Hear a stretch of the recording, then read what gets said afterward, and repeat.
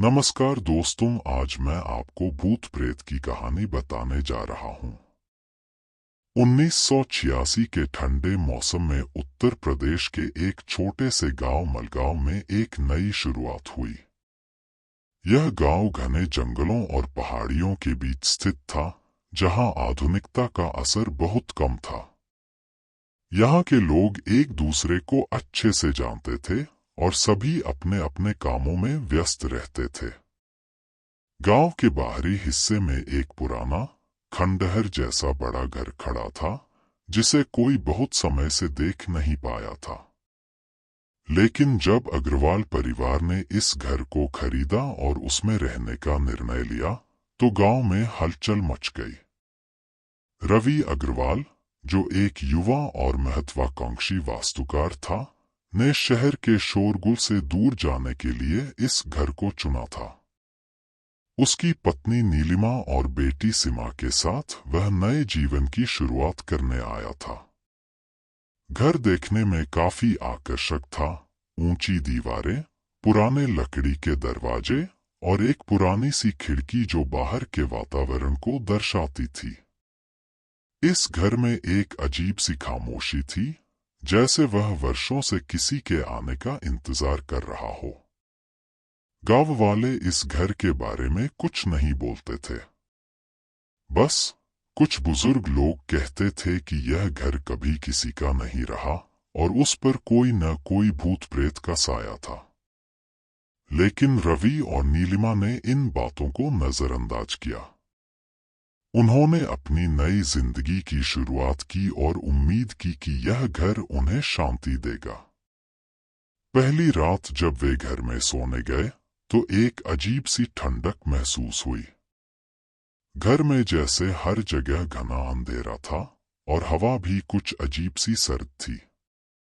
नीलिमा और रवि ने सोचा कि ये बस एक नया घर होने के कारण कुछ असुविधा हो सकती है, लेकिन सीमा को रात के समय कुछ महसूस हुआ।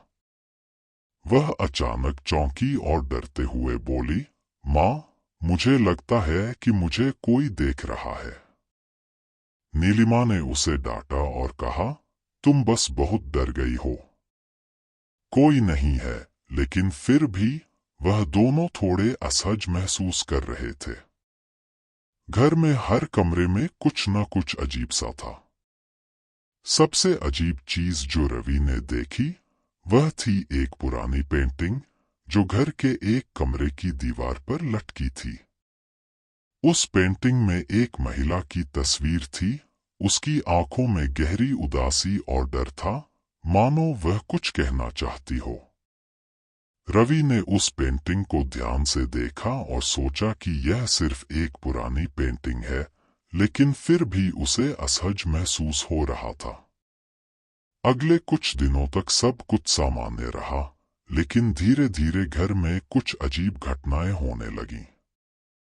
रात को अचानक कोई दरवाजे की खड़खड़ाहट होती, कभी बत्तियां अपने आप बुझ जाती और कभी किसी कमरे से ठंडी हवाएं आने लगती। नीलिमा और रवि को समझ में नहीं आता था कि क्या हो रहा था। एक रात जब नीलिमा बाथरूम से बाहर आई, तो उसने देखा कि वह पेंटिंग खुद ब खुद दीवार से हटकर पलट गई थी। यह देखकर उसका दिल घबराहट से धड़कने लगा। वह डरते हुए रवि के पास गई और कहा, कुछ तो गड़बड़ है रवि, इस घर में कुछ है। रवि ने उसे सांत्वना दी, लेकिन खुद उसे भी महसूस होने लगा कि घर में कुछ न कुछ तो था। एक दिन जब रवि घर के बाहरी हिस्से में काम कर रहा था, सीमा ने खुद को कमरे में बंद कर लिया था। जब रवि और नीलिमा ने उसे आवाज दी, तो उसने चौंकते हुए कहा, माँ, वह महिला, वह तस्वीर अब दीवार पर नहीं है, वह सामने खड़ी है। नीलिमा और रवि दौड़े दौड़े कमरे में पहुंचे और वहां जो उन्होंने देखा, वह उनका दिल दहला देने वाला था। सीमा की आंखों में भय था और वह कांपते हुए कह रही थी कि उस महिला की आत्मा अब उन्हें देख रही है। रवि ने डरते हुए उस कमरे की ओर देखा और उसकी आंखों के सामने वह तस्वीर धीरे धीरे दीवार पर लौट रही थी, लेकिन अब वह पेंटिंग नहीं रही थी। महिला की आंखों में अब क्रोध था। जैसे ही रवि ने कदम बढ़ाया, वह महिला पेंटिंग से बाहर कूदी और सामने खड़ी हो गई। उसकी हड्डियां बाहर झलक रही थीं, उसकी आंखें रक्त से लाल थीं और उसका चेहरा विकृत हो चुका था।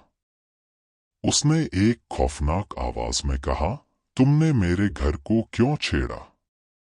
रवि और नीलिमा की धड़कनें तेज हो गईं और सीमा डर के मारे चिल्लाई। वह महिला धीरे धीरे उनके पास बढ़ने लगी।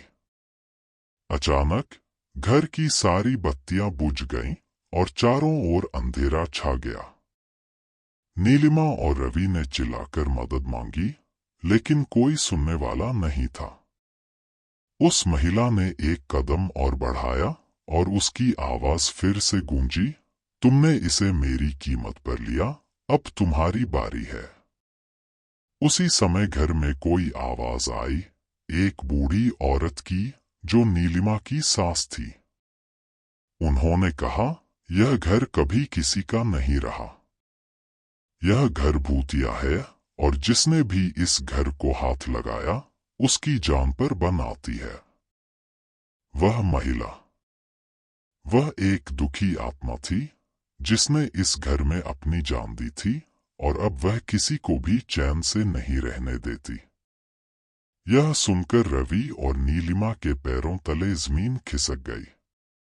और उस रात के बाद से उनके जीवन में कुछ ऐसा बदल गया कि वे फिर कभी उस घर में न रह पाए। मल गांव के उस पुराने घर में अग्रवाल परिवार की जिंदगी धीरे धीरे अपने सामान्य रूप में लौट रही थी।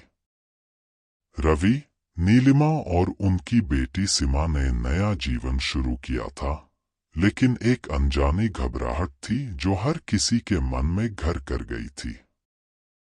घर की पुरानी दीवारें और अजीब सी खामोशी अब उन्हें खलने लगी थी। घर में हर रात कुछ न कुछ अजीब घटित होने लगा था। दरवाजों की खड़क, खिड़कियों का अपने आप खुलना और कभी कभी चुपचाप सी हवा की हलचल, जो जैसे किसी अदृश्य शक्ति द्वारा चलाई जाती थी। नीलिमा अक्सर कहती, रवि, तुमने सुना? किसी के कदमों की आवाज आती है, लेकिन कोई दिखाई नहीं देता। रवि हमेशा कहता, तुम बस थक गई हो, नीलिमा। ये घर पुराना है, इन सब चीजों का होना स्वाभाविक है।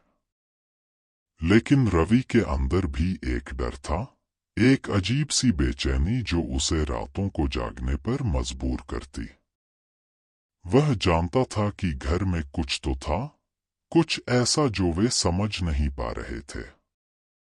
और वह तस्वीर, वह खौफनाक पेंटिंग, जो हर बार बदलती हुई प्रतीत होती थी, उसकी आंखों में अजीब सा डर था, जैसे वह किसी को पुकार रही हो।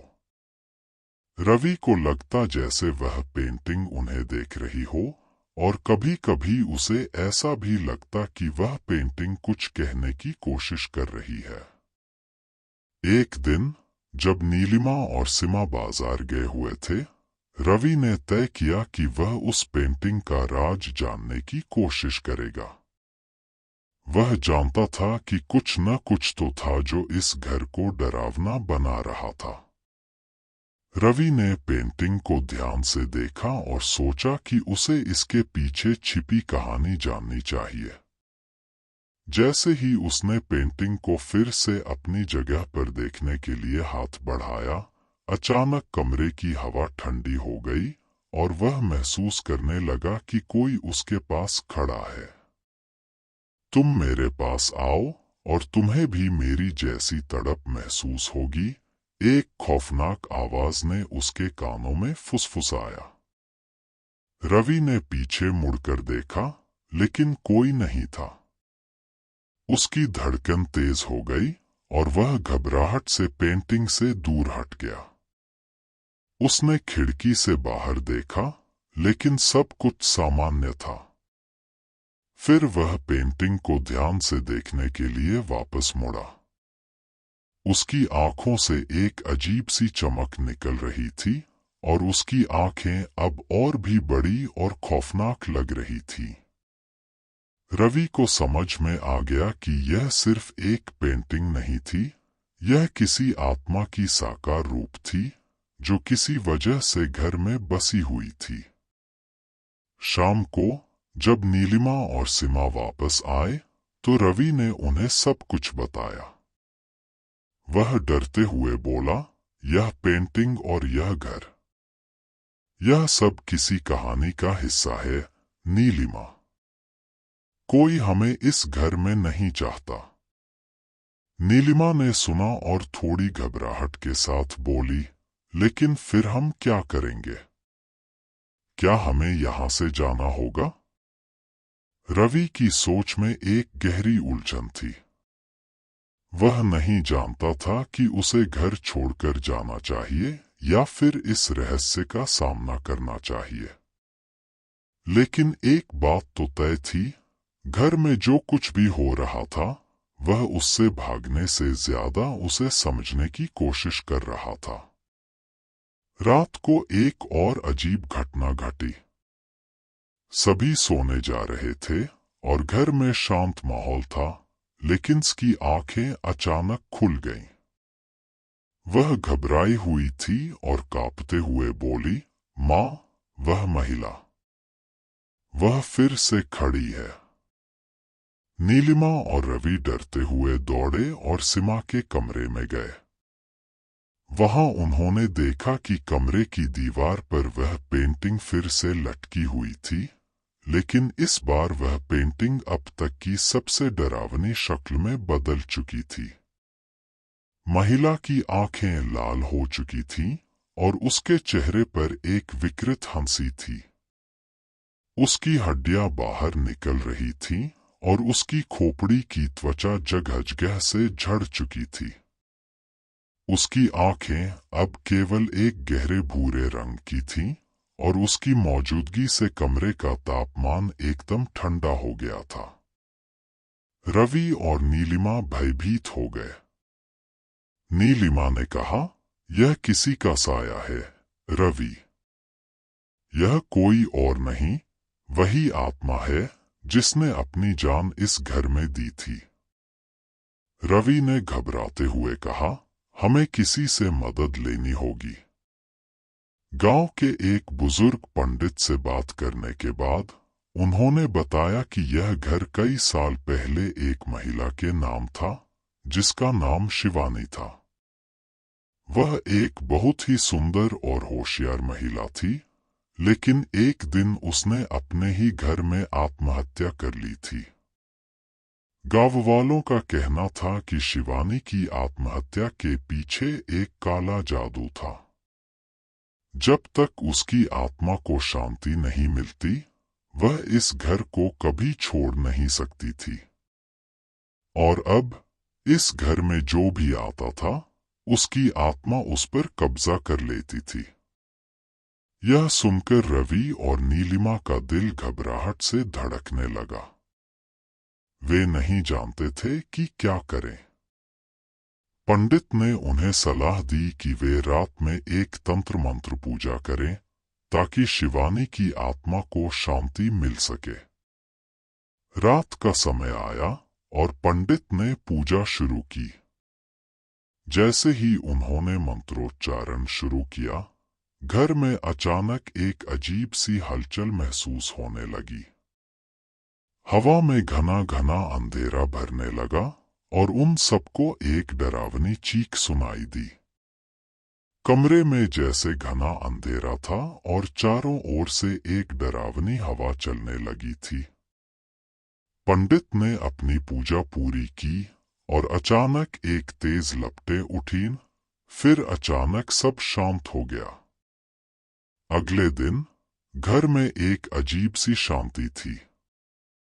वह पेंटिंग अब दीवार से गायब हो चुकी थी। घर की सारी खिड़कियां खुली हुई थीं और धूप कमरे में बिखरी हुई थी। शिवानी की आत्मा को आखिरकार शांति मिल गई थी।